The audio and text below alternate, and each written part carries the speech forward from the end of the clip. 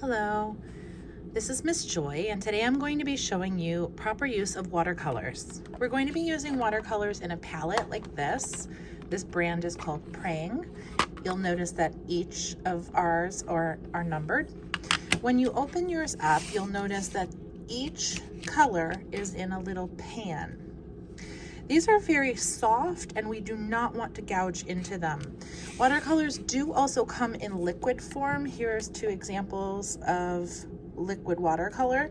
This is extremely concentrated, and so what we would do if we were using watercolor in a liquid form, we would add a drop, then we would be mixing with water in order to get a consistency to paint with.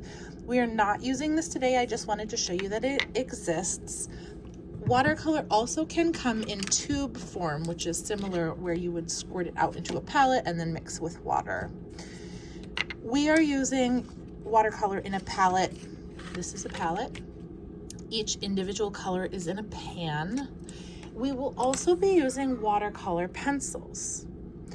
The watercolor pencils are this sort of thing, watercolor, inside of the wood.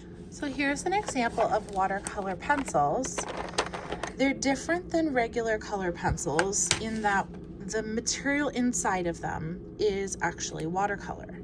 They're expensive, so we are not going to use them instead of color pencils, but I will show you how to use them.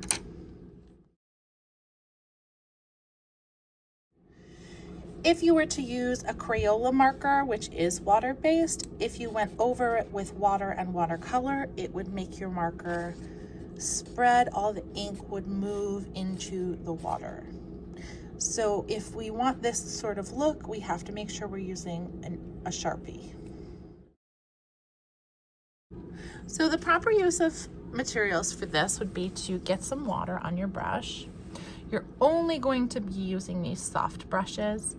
We will be squeezing 1 or 2 drops into each color pan.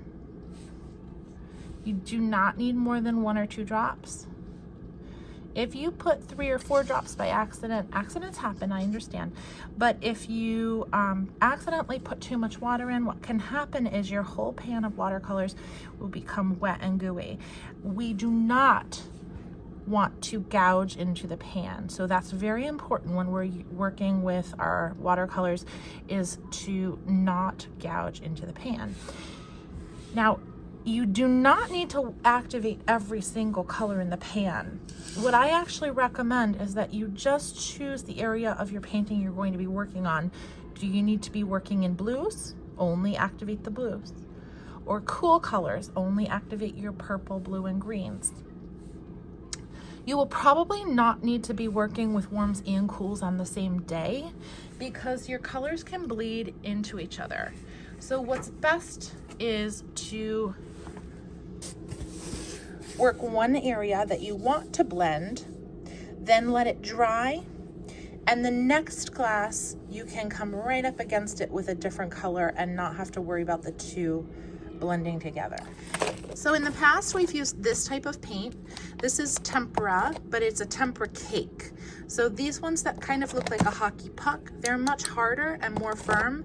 We still need to take a brush and water and activate the paint in a similar way to how we do watercolors, but these are much softer. So whereas the tempera paint, you can't damage too much. That's why we use them mostly with the younger grades, and I saved the good watercolors until you're older. So when we're working with watercolors, it's important that we are just using the water on top of the paint palette. We're not gouging down into the pan. We're just using the color and the water at the very top of the pan. So we're sort of activating the puddle of water. So I'm just brushing it around a tiny bit, not too much, and you can see I've loaded quite a bit of pigment onto the bristles. So what you can do is move your paint over here and be able to add a few more colors and mix the color you want. If I want to keep this green on my brush, but I don't want it as concentrated, I want more of a washed out look, I would just touch the tippy tip of my brush into the water. I don't want to wash all that color off the brush. So I'm making a second puddle here of a more watered down green. I can paint with this. I can even have a free draw paper next to me to see what color of green it looks like. And if I'm doing my second layer on top of a dry layer or adding a fresh layer, I'm going to want to have a variety of different values of that green. So whereas this might be a watered down green, I might want to dip back into the more concentrated puddle and get a more vibrant green. I can even go back into my paint and add little bits of other colors to blend my own color. Before I switch colors, I need to rinse off all the color out of my brush, wipe the drip on the lip of the cup. I'm going to only work with the little puddle on the top of the paint. And I think that might be too much blue, so I'm gonna stop over here, check it. Too much blue, I'm washing it off. Now I'm gonna take a little bit of that blue and add it to my green, little at a time. Now that's more of the color I was looking for. I'm kind of in the same tone, so I'm not gonna wash my brush all the way off. I'm just gonna grab some out of this one. Ooh, now it's too blue, I want more green. Now my puddles are together. And that's more of the color I was looking for. So if I want to add more water, I can just dump the tip in there and then have this side of the puddles more concentrated and this side of the puddles more watery. When I go to switch colors completely, I'm gonna rinse all the way off and create myself a new puddle. When you're finished with painting, you are going to need to wash out the brush with soap and water in your hand. You are also responsible for wiping up the color out of this mixing palette. Okay, I'm gonna leave this one for now because I'm going to work with that color. So everyone should have both a large brush and a small brush. You're gonna use large brush for big areas and a small brush for small areas.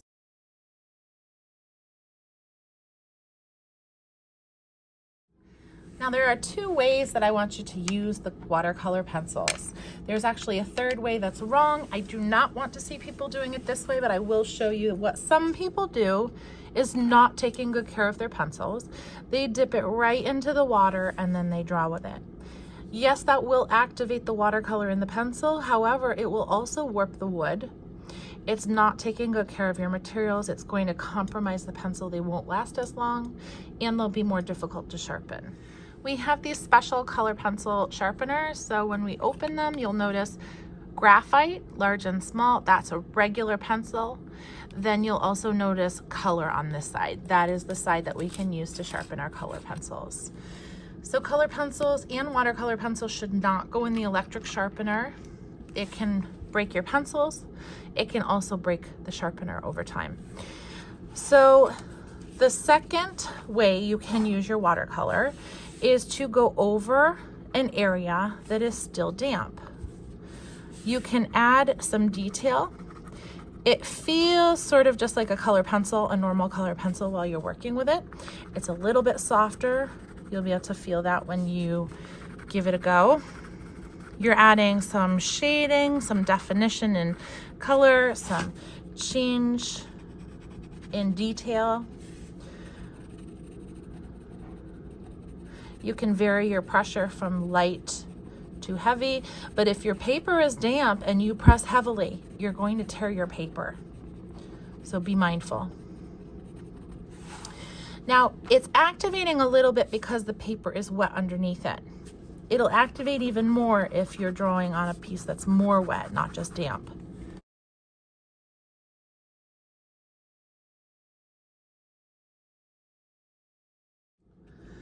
Another way that you can use a watercolor pencil is by filling in an area. Again, varying your pressure from light to harder pressure in order to vary the color from fully saturated to maybe a medium to a dark or light. Now what you're going to do after you lay down the pencil, the color pencil, you're going to activate it with water. So I'm taking my water, getting water on the brush and wiping the drip on the lip of the cup. And I'm going to brush right over it, and you can see it activates the paint. Okay, I want to keep that variation from dark to light, but if I didn't want to keep the variation, I would be able to just keep blending with my water on my brush and keep moving that color all around.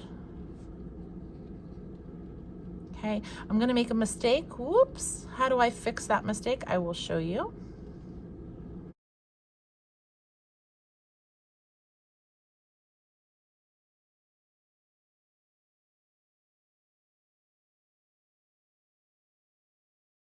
What I'm going to do is wash off my brush, wipe it on a paper towel. I always keep a paper towel next to me. If I get a mistake, you need a paper towel. If I have a puddle, you can blot or dab with your paper towel, don't rub. And if you spill, obviously you're gonna want a paper towel nearby. When you're changing colors, you are going to want to wash off your brush thoroughly, and then sometimes you wanna give it a little wipe on the paper towel. So when you've made a mistake, you need to get some water, wipe over the puddle. You don't want too much water on your brush, just damp, should not be dripping. And you're kind of rubbing gently on the paper like you would with an eraser over a pencil mark. You're activating that watercolor. Then I'm going to take a fresh part of the paper towel. I'm gonna flip it around until I find a clean part. And I'm going to just blot. I'm not rubbing too much with the paper towel, I'm more blotting. I'm switching over to a larger brush.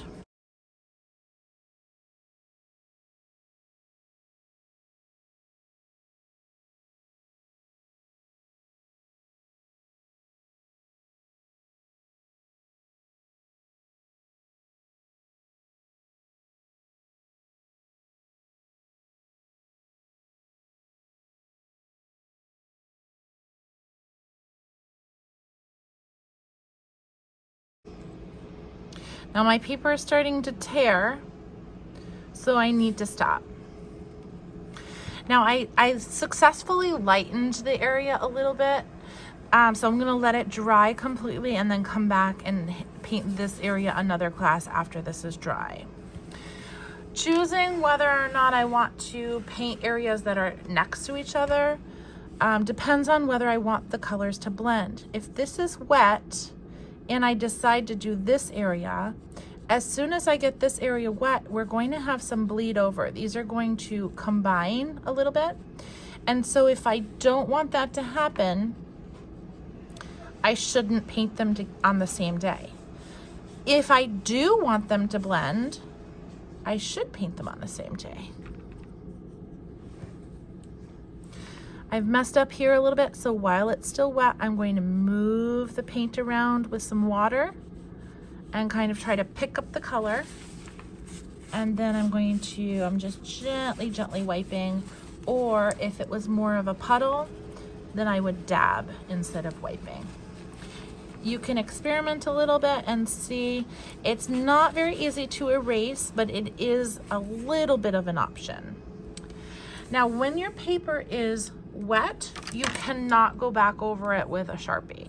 But if you've left it to dry completely and you come back in next class and you spy an area that you made a mistake in, you may just find a way to make it into a happy accident or a beautiful oops. And you can fix any problem you make by going over it or changing something into another thing. If I'm not happy with something, I might just make it a little bit different. If you've got wet paint though, you cannot go back over it with a Sharpie until it's completely dry, which means waiting until the next class. Now this green checkerboard pattern is dry already, so I could paint in here, but I don't want to risk having any of my red or orange go into this is going to be a cool area. So if I have a warm color next to a cool color, I cannot do them in the same class. Now this I made a mistake on, so I was trying to fix my mistake. I'm going to just add a little bit here. So for example, I would paint this yellow on a different day after this cool tones have dried completely. Then I can come back in with warm tones. Now, the pencils can be used for people who are feeling like they don't have much control over their paintbrush and want some control at the edges. You can start in the corners and the edges with the pencil and then be able to fill in large spaces with the water paint from the palette. So I recommend that you are covering large spaces with paint from the palette, and very rarely are you going straight from the palette to your artwork. You really should be stopping over here on this mixing side and just slightly changing it so that it doesn't look like it's straight out of the package. A true artist really mixes most of their own colors. And once you get it a little bit different than how it looks in the package, you can then lay it down on your paper.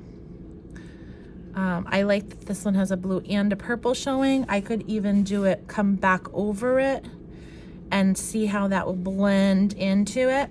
I can even lay down just plain water first. I still have a little bit of blue in my brush. And then wherever I put water, that paint is going to travel. That's probably too much water. I don't like that it could move around and bleed over the lines. So what I'm going to do is take a paper towel and dab it. We don't want any puddles. Now I can move this around if I want to do more blending, or I could come back in with a little bit more paint.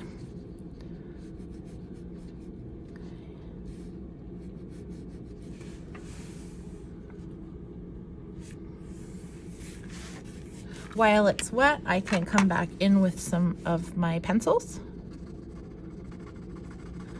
It does leave kind of a mark or an indicator that it's not a brush. So I do need to come back over it and rub out those lines with a brush. I can also wait for this space to completely dry and then go over top of it with a little bit of color here and there. So for example, I might wait till tomorrow and then come back and add more paint in the same area.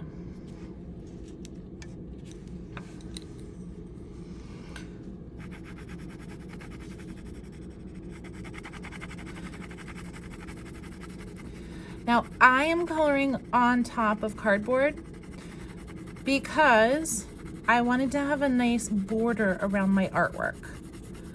When I remove the tape, I will not have any Sharpie or paint all around the edges, and it will act like a frame.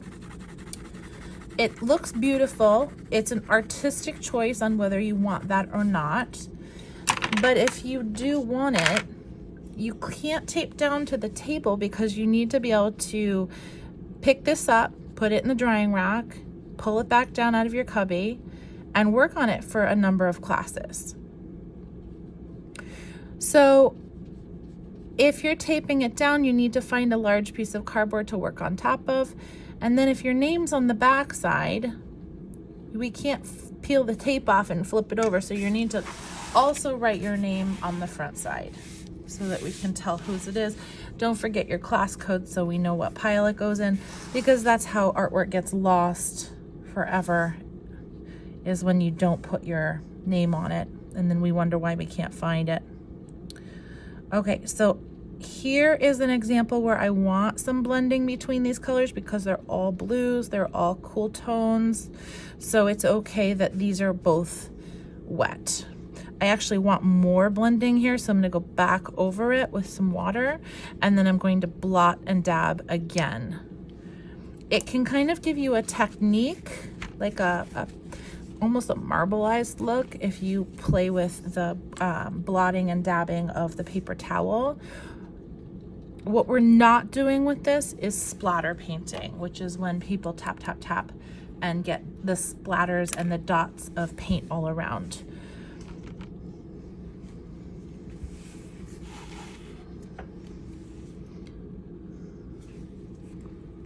When your paper is completely painted and you are finished and you go to remove your tape, if you've got tape on it, it's important to remove your tape in a certain way. You've got to peel it back as close to the cardboard as possible and at a 45-degree angle. That will remove the least amount of paper. If you pull it straight up, you're gonna get some paper tearing. It's gonna tear right off your artwork and stick and stay on the tape. So make sure you're keeping it low and 45-degree angle. You're not peeling it off until the very end of the project, but I just wanted to show you that example. I'm gonna show you one more example and then we'll be done. This line here, I don't like the way I didn't have control over these. I used a big brush and I probably should have switched over to a pencil or a small brush. But because I went over into the yellow, it's going to turn green because yellow and blue make green. I could blend this out and add some green, or I could wait until it's completely dry and then go back in with my Sharpie and kind of thicken this up and make a change. I'm thinking I might even go back in here and fill this all in solid with black. So it's up to you whether you're using these or these, but I do expect you to be using them properly. These are expensive tools and I'm trusting you to use them well.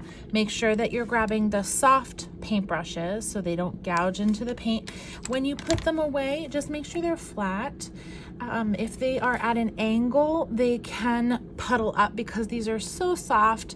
The water's activated them, and if I actually touch them, which you absolutely should not, it will be a gooey jelly mess. So this is what would happen. You would ruin the paint palette, and I do not want people doing that.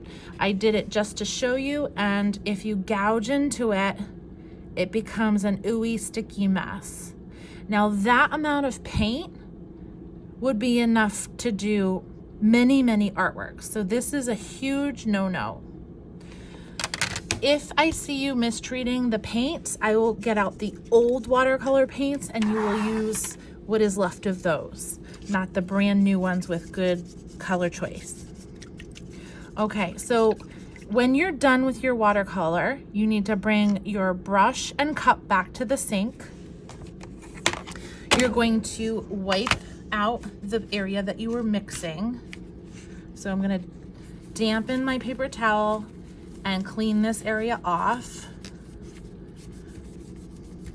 When you're finished, you put your paint palette away, put away your watercolor pencils, and put your artwork in the drying rack.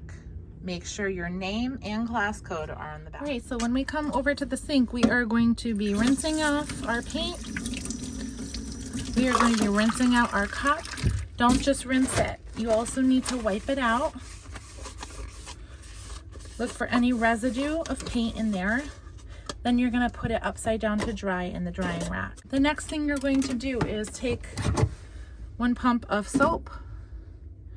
Then you're going to take your brush and just gently twirling it in your hand. I'm rubbing it back and forth and going around in a circle.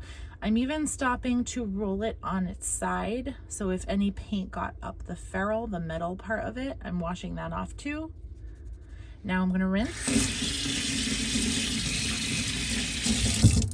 And when I'm finished, I'm going to be resting it flat to dry on the tray with a towel.